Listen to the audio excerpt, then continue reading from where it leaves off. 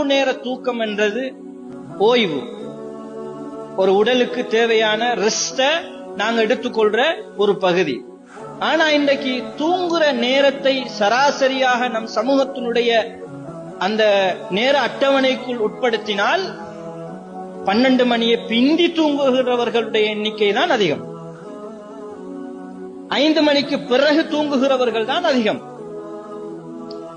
என் அருமை இஸ்லாமிய சகோதரர்களே, இது இந்த சுழற்சி முறை இது ஆரோக்கியமான ஒரு சமூகத்தை உருவாக்குகின்ற நடைமுறை அல்ல. நபிகளார் ஸல்லல்லாஹு அலைஹி வஸல்லம் அவர்கள் இந்த ஹதீஸ்ல 2 விஷயத்தை பாயிண்ட் பண்ணியிருக்கிறாங்க. அதுல முதலாவது சிஹத், ஆரோக்கியம். இந்த ஆரோக்கியம் என்ற வார்த்தைய இன்றைய ஆய்வாளர்கள், குறிப்பாக உலக சுகாதார அமைப்பு ஆரோக்கியம் என்ற டைட்டில்ல, ஹெல்த் லைஃப் என்ற டைட்டில்ல அவங்க 4 பகுதிகளை அவதானிக்கிறார்கள்.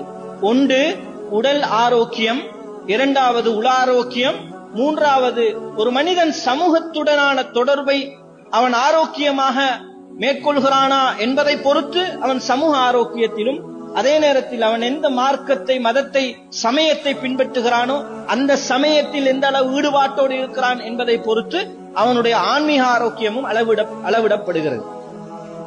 இந்த 4 பகுதியும் முழுமையடைந்தால்தான் அவன் முழுமையான ஆரோக்கியத்தோடு இருக்கிறான்.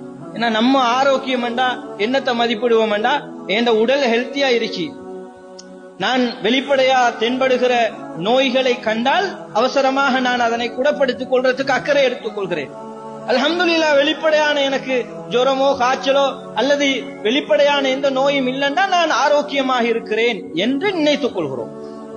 சகோதரர்களே, ஆரோக்கியம் என்பது இந்த 4 பகுதியையும் உள்ளடக்கினால்தான் அது ஆரோக்கியத்தின் முழுமையை நாம் அடைந்து கொள்கிறோம். இது ரசூல் ஸல்லல்லாஹு அலைஹி வஸல்லம் அவர்கள் சொன்ன இந்த சிஹத் என்ற ஒரு வார்த்தைக்கு இன்று உலகம் சொல்லுகின்ற விளக்கமாக நாம் பார்க்கிறோம்.